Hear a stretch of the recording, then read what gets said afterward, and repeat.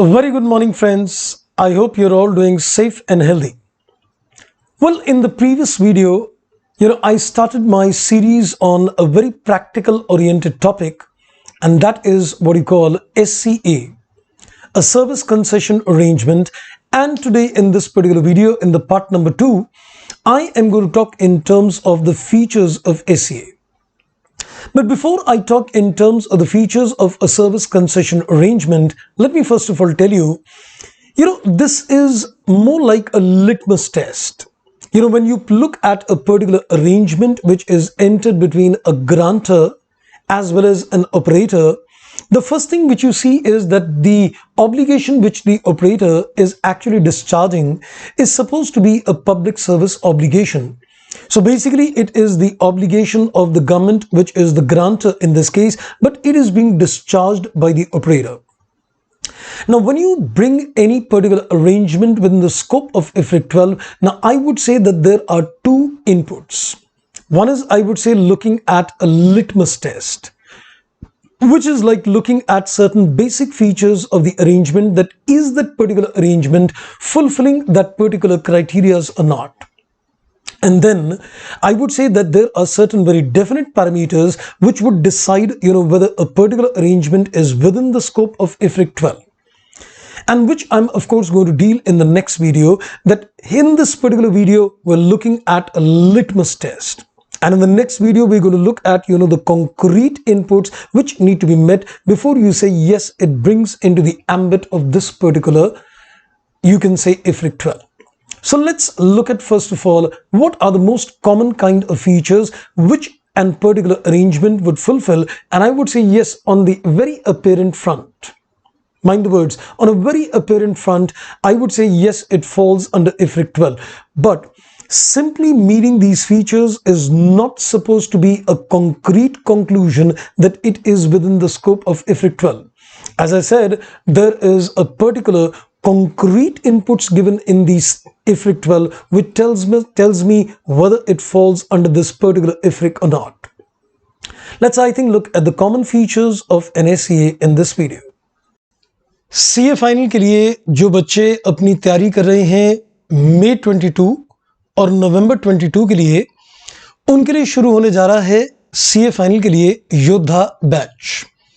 ये एक complete comprehensive batch है जिसके अंदर आपके सभी सब्जेक्ट्स कवर होंगे। CA फाइनल ग्रुप 1 के लिए आपके जितने भी सब्जेक्ट्स हैं, FR, SFM, ऑडिट और लॉ, ये सभी सब्जेक्ट्स आपके कवर होंगे। ये बैच शुरू होने जा रहा है 6 अक्टूबर से, यानी कि वेडनेसडे से, और इसके अंदर इंडिया के टॉप एजुकेटर्स आपके साथ जुड़ेंगे, जिनमें अमित पोपली सर आपके साथ ले रहे हैं लॉ, और मैं ले रहा हूं फाइनेंशियल रिपोर्टिंग, और राहुल मलकान सर ले रहे हैं SFM, और खुशबू सांघवी मैम ले रही हैं आपके साथ ऑडिट। तो एक ही सब्सक्रिप्शन के बेसिस पर आपको ये सारे के सारे सब्जेक्ट्स एक साथ मिलेंगे, जिनके अंदर क्लासेस लाइव हैं और कोई क्लासेस में कोई टाइम क्लैश नहीं है। आप अलग अलग समय पे सारे सब्जेक्ट्स की लाइव क्लासेस अटेंड कर सकते हैं। यदि आपकी क्लास मिस हो जाती है तो आप रिकॉर्डेड लेक्चर्स व्यू कर सकते हैं, जिनमें कोई लिमिटेशंस नहीं है। अनलिमिटेड व्यूज आपके पास अवेलेबल हैं, और हर सब्जेक्ट के मल्टीपल एजुकेटर्स हैं। डाउट सॉल्विंग होती है। Every 4th session in the Unacademy platform is a doubt solving problem, और साथ में आप इसके अंदर मॉक टेस्ट सीरीज भी ले सकते हैं। ये हमारे कुछ प्राउड लर्नर्स हैं जिन्होंने अनअकैडमी प्लेटफॉर्म पर पढ़कर रैंक्स ली। रैंक्स क्या कहूँगा, आपसे कहूँगा ऑल इंडिया रैंक्स ली हैं। आप देख सकते हैं all India rank 1, all India rank 2 and all India rank 3। भाई आप भी शामिल हो सकते हैं इस लिस्ट के अंदर, बस थोड़ी सी प्लानिंग चाहिए और कुछ नहीं। अब आते हैं इस बात पर कि आपको अगर इसके अंदर सब्सक्राइब करना है प्लान, एक तो आपको उसका लिंक डिस्क्रिप्शन बॉक्स के अंदर मिलेगा, और साथ में इसके अंदर जब आप सब्सक्राइब करेंगे तो इसके अंदर अलग अलग प्लान्स के अलग अलग आपके रेट्स हैं। जो आपके बजट को सूट करता हो, जो आपकी प्लानिंग को सूट करता हो, वो प्लान आप इसके अंदर ले सकते हैं, और इस पर आप 10% डिस्काउंट भी अवेल कर सकते हैं, और उसके लिए मेरा कोड इस्तेमाल कर सकते हैं CAKB10, और जो प्लान्स हैं उन पर आपको इमीडिएटली 10% डिस्काउंट मिलेगा। मान लीजिए अगर आप दोनों ग्रुप्स भी प्लान कर रहे हैं तो उसके लिए भी आपको कॉम्बो ऑफर्स में और भी अच्छे डिस्काउंट्स अवेलेबल हैं। इन पर भी आप मेरा कोड इस्तेमाल करके 10% डिस्काउंट अवेल कर सकते हैं।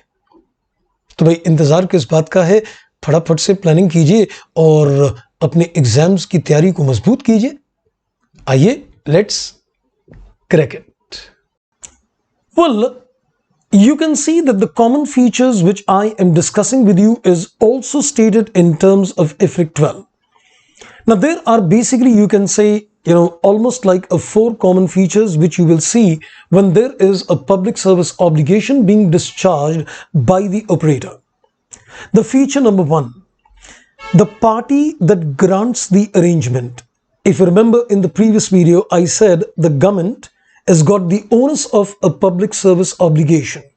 But what it does, it grants the particular service to a private entity. So what is important is that when you say that it falls under IFRIC 12, the government, or you can say the grantor, is supposed to be a public sector entity. If you remember, I said that it is supposed to be a public private concept. So which means the first thing we should notice is that is the grantor supposed to be a public sector entity, including a government body? That is the first thing and the foremost thing to be seen. Second is, when you look at the arrangement, where you see that the private entity which is an operator, it should not be merely acting as an agent of the grantor. The operator should be responsible for at least, you can say, some management of the infrastructure and the related services. Like for example, if there is a toll bridge which is to be constructed, the grantor, grants this work to the operator. Now the operator is not merely acting as an agent of the grantor. In this particular case, he would actually manage the infrastructure as well. Like for example, generally what happens in a toll bridge, the operator would first of all, construct that particular toll bridge, and then he's also going to manage that particular toll bridge, where he's going to manage the collections of the toll charges for the period of the service arrangement. So his role is not merely of an agent, but he is also, entrusted with some kind of management of the infrastructure and the related services. So when you look into the features of an arrangement and you zero down that it is falling under the concept of IFRIC 12, you need to first of all see, is the grantor supposed to be a public service entity or is it a government body? And number 2, the operator is not merely acting as an agent. But that's not all. Another input is, there is a major control test which we will see in terms of the part number 3. And when you look at this particular arrangement, we will see one thing very explicit, that the initial prices to be levied by the operator. Let's say, for example, if you're looking at a toll bridge, in those particular cases, the toll collection charges which is to be levied by the operator to the general public at large is something which is going to be set by the grantor itself. And not only that, but even the price revisions which will take place over the period of the service arrangement, the grantor will have a huge control over this. We're going to have a look at what we call a control test, which brings us into the ambit of IFRIC 12. But of course, we can say that the prices to be charged in terms of the contract initially and the revisions is something which is going to be regulated by the grantor. And the common feature number 4 is that once the particular period of the contract is over, the operator is obliged to hand over the infrastructure to the grantor in a specified condition. So in a nutshell, we can say that once you look at the application of IFRIC 12, what should go at the back of the mind is, look at the first stage, a litmus test. Are we looking at a situation where it's a public-private arrangement? When you say a public-private arrangement, that means there is a grantor, which is generally a public sector entity, and there is a private entity, the operator. So you should first of all look at that. Number 1, the grantor is a public service entity, the operator is a private sector entity, and the operator is not a mere agent. We should also look into the fact that the arrangement is quite regulated. The grantor regulates the prices to be levied. He decides the initial prices. He also regulates any revisions in the prices over the period of arrangement. And of course, the most important is that once the arrangement comes to an end, the operator should hand over the infrastructure to the grantor. Well, these features, if they met, does not prove that it is supposed to be within the purview of IFRIC 12.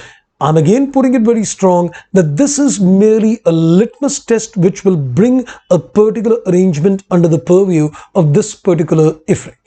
But there are some very interesting tests which will tell us that, whether we are actually going to fall under IFRIC 12. So wait for some more interesting videos on this. That's all in this particular video. Thank you, take care, and bye-bye.